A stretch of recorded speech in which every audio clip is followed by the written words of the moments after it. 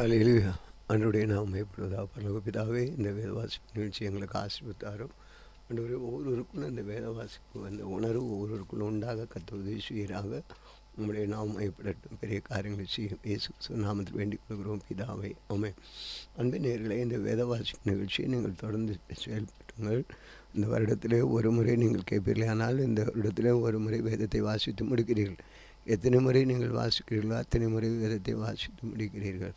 அது மாத்திரமல்ல, உங்களுக்கு ஆறுதலை தரும், தேர்தலை தரும், சுகம் தரும், பலன் தரும், ஆரோக்கியம் தரும், சமாதானம் தரும், சந்தோஷம் தரும்.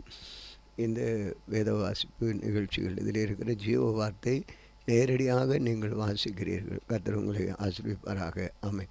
இன்றைக்கும் வாசிக்க வேண்டிய வேத பகுதி ஏசாயா தீர்க்கதரிசியின் புஸ்தகம் 46ஆம் அதிகாரம். வேல் பனியும் நேபோ குனியும் அவைகளின் விக்கிரகங்கள் காட்டு மிருகங்களுக்கும் நாட்டு மிருகங்களுக்கும் சுமையாகும். நீங்கள் சுமந்த சுமைகள் இளைத்து போன மிருகங்களுக்கு பாரமாயிருக்கும்.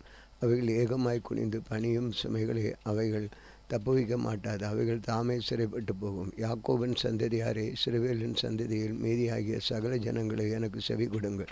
தாயின் வயிற்றில் தோன்றினது முதல் உங்களை ஏந்தி தாயின் கற்பத்தில் உற்பத்தியான முதல் உங்களை தாங்கினேன். உங்கள் முதிர் வயது வரைக்கும் நான் அப்படி செய்வேன். நிறை வயது மட்டும் நான் உங்களை தாங்குவேன். நான் அப்படி செய்து வந்தேன். இனிமேலும் நான் ஏந்துவேன். நான் சுமப்பேன், தப்புவிப்பேன். யாருக்கு என்னை சாயலும் சமமாக்கி யாருக்கு நான் ஒப்பாகும்படிக்கு என்னை ஒப்பிடுவீர்கள். பையில் இருக்கிற பொண்ணை கொட்டி வெள்ளியை தராசு நிறுத்தி தட்டானுடைய கூலி பொருத்தி கொள்ளுகிறார்கள். அவன் ஒரு தெய்வத்தை உண்டாக்குகிறான். அதை வணங்கி பணிந்து கொள்ளுகிறார்கள். அதை தோளின் மேல் எடுத்து அதை சுமந்து அதன் ஸ்தானத்தில் வைக்கிறார்கள். அங்கே அது நிற்கும், தன்னிடத்தை விட்டு அசையாது. ஒருவன் அதை நோக்கி கூப்பிட்டால் அது மறுஉத்தரவு கொடுக்கிறதில்லை. அவன் இக்கட்டை நீக்கி அவனை ரட்சிக்கிறதும் இல்லை. அதை நினைத்து புருஷராக இருக்கிறார்கள். பாதகரே, இதை மனதில் வையுங்கள். முந்தி பூர்வ காலத்தில் நடந்தவைகளை நினைவுங்கள். நானே தேவன், வேறு ஒருவரும் இல்லை. நானே தெய்வம், எனக்கு சமானமும் இல்லை. அந்தத்தில் உள்ளவர்களை ஆதி முதல் கொண்டும் இன்னும் செய்யப்படாதவைகளை பூர்வம் முதல் கொண்டும் அறிவிக்கிறேன்.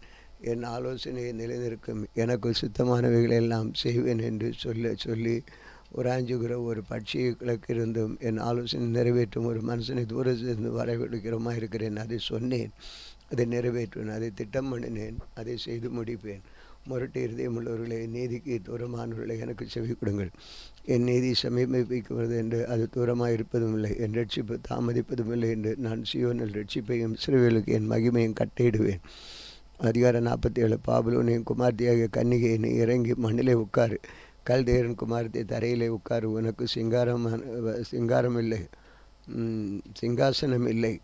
நீ செருக்காரியம் சுகசெல்வியும் என்று இனி அழைக்கப்படுவதில்லை. எந்திரத்தை எடுத்து மாவரை உன் முக்காட்டை நீக்கிவிடு. வெறுங்காலும் அம்மனத்தோடையுமாய ஆறுகளை கடந்து போ. உன் நிர்வாணம் வெளிப்படும், உன் நிலட்சி காணப்படும்.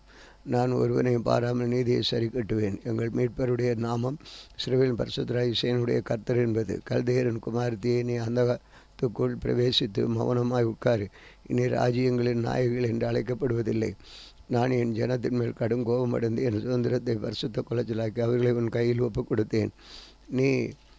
நீ அவைகளை அவர்கள் மேல் இரக்கம் வையாமலும் முதிர் வயதுள்ளவர்கள் மேலும் உன் நுகத்தை மிக பாரமாக்கி என்றென்றைக்கும் இருப்பான் என்று சொல்லி இந்த காரியங்களை இதுவரைக்கும் உன் மனதிலே வையாமலும் அதன் முடிவை நினையாமலும் போனாய்.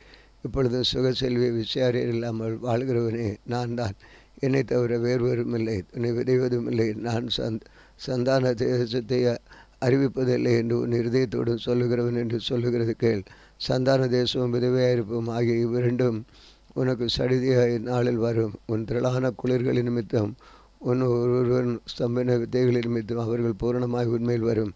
உன் துன்மார்க்கத்திலே நீ திடநம்பிக்கையாக இருந்து என்னை பார்க்கிறவர்கள் ஒருவரும் இல்லை என்கிற உன் ஞானமும் உன் அறிவுமே உன்னை கெடுத்தது. நான் தான், என்னை தவிர வேறொருவரும் இல்லை என்று உன் இதயத்தில் எண்ணினாய். ஆகையால் தீங்கு உன்மேல் வரும். அது எங்கே இருந்து உதித்தது என்று நீ அறிவாய். விக்கினம் உன்மேல் வரும், அதை நீ விருத்தியாக மாட்டாய். நீ அறியாதிருக்கும்படிக்கு சடிதியாய் உண்டாகும் பால் கடிப்பு உன்மேல் வரும்.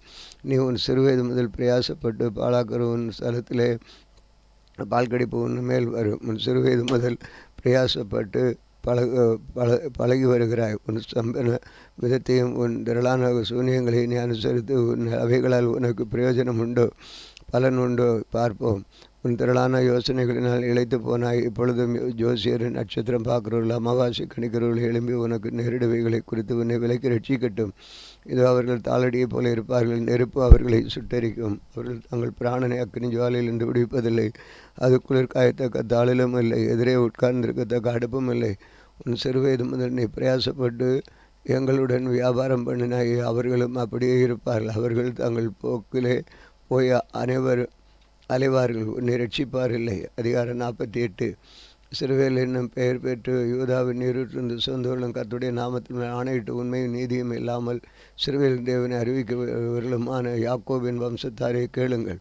அவர்கள் தங்களை பரிசுத்த நகரத்தார் என்று சொல்லி சேனையில் கர்த்தர் என்று நாமமுள்ள ஒரு இஸ்ரவேல் தேவன் மேல் பற்றுதலாக இருக்கிறார்கள். ஆனால் பூர்வ காலத்தில் நடந்தவைகளை ஆதி முதல் அறிவித்தேன். அவைகள் என் வாயிலிருந்து பிறந்தன, அவைகள் என் வெளிப்படுத்தினேன், அவைகளை சடிதியாய் செய்தேன், அவைகள் நடந்தன. நீ கடினமான உள்ளதென்றும் உன் பிடரின் நரம்பு இரும்பென்றும் உன் நெற்றியின் வெண்கலம் என்றும் அறிந்திருக்கிறேன்.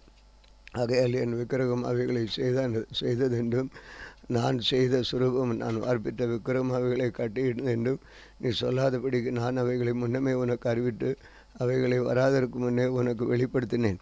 அவைகளை கேள்விப்பட்டாய், அவைகளை எல்லாம் பார். இப்பொழுது நீங்களும் அவைகளை அறிவிக்கவில்லை. இது உங்களை புழுதியில் அறியாத உண்மையானவைகளை உனக்கு தெரிவிக்கிறேன். இவைகளை ஆதி முதற்கொண்டல்ல, இப்பொழுதே உண்டாக்கப்பட்ட இது அவைகளை அறிவேன் என்று நீ சொல்லாதபடி நாட்களுக்கு முன்னே நீ அவைகளை கேள்விப்படவில்லை. நீ கேள்விப்படவும் இல்லை, அறியவும் இல்லை. ஆதி முதல் உன் செவி திறந்திருக்கவும் இல்லை. நீ துரோகம் பண்ணுவா என்பதையும் தாயின் கர்ப்பத்தில் தொடங்கி நீ மீறுகிறவர்கள் என்பதை எல்லாவற்றையும் அறிந்திருக்கிறேன். என் நாமத்து நிமித்தம் என் கோபத்தை நிறுத்தி வைத்தேன். உன்னை சங்கரிக்காதபடி நான் என் புகழ்ச்சியை நிமித்தம் உன்மேல் பொறுமையாயிருப்பேன். இதோ உன்னை புடமிட்டேன், ஆனாலும் வெள்ளியைப் போல உபத்திரவத்தின் குகையிலே உன்னை தெரிந்து கொண்டேன். என் நிமித்தமே அப்படி செய்வேன். என் நாமத்தின் பரிசுத்த எப்படி குலைச்சலாக்கப்படாதிருக்கிறது. என் மகிமை வேறொருவருக்கும் கொடேன். யாக்கோபே, நான் அழைத்திருக்கிற இஸ்ரவேலே, எனக்கு செவி கொடு. நான் அவரே, நான் முந்தினவர் என்று விழாவும் மாறுவேன். என் கரமே பூமி அஸ்திபாரப்படுத்தி என் வலதுகை வானங்களை அளவிட்டது. நான் அவைகளுக்கு கட்டளையிட அவைகள் அனைத்து நிற்கும். நீங்கள் எல்லாரும் கூடி வந்து கேளுங்கள். கர்த்தருக்கு பிரியமானவன் அவருக்கு சுத்தமானதை பாபிலோனிலே செய்வான்.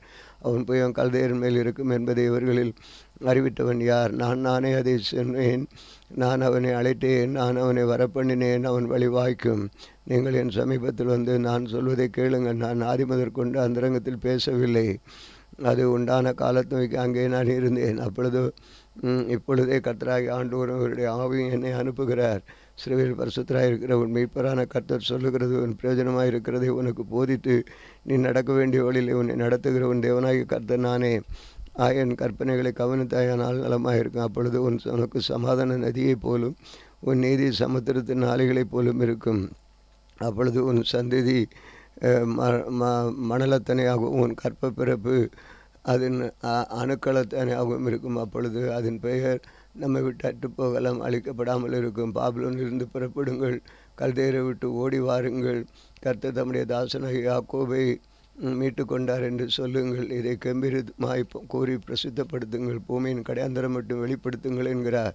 அவர் அவர்களை வனாந்தரங்களில் நடத்தும் போது அவர்களுக்கு தடாகமாக இருந்ததில்லை. கண்மையிலிருந்து தண்ணீரை அவர்களுக்கு சுரக்க பண்ணினார். கண்மையிலிருந்து பிளந்தார், தண்ணீர் ஓடி வந்தது. துன்மார்க்கருக்கு சமாதானம் இல்லை என்று கர்த்தர் சொல்லுகிறார். வாசிக்க வேண்டிய வேத பகுதி வாசித்து முடித்தோம். ஆண்டவரே, அன்பின் ஆண்டவரே, இந்த வேளையிலும் இந்த வேத வாசிப்பு மூலமாக நீர் இன்று எங்களோடு பேசினீர், அடியோடு பேசினீர். தொடர்ந்து உம்முடைய சித்தம் வெளிப்படட்டும். உம்முடைய நாமம் மைப்பட கர்த்தர் உதவி செய்வீராக. பரிசுத்த ஆவியானவரின் எங்களோடு இருந்து இன்னும் பெரிய காரியங்களை செய்யும்படி ஒப்புக் கொடுக்கிறோம். உமக்கே மகிமை உண்டாகட்டும். இந்த நாள் முழுவதும் ஒரு ஆசீர்வதிக்கப்பட்ட நாளாக மாற்றித்தாரும். விசேஷமாய் இந்த நாளில் கூட இந்த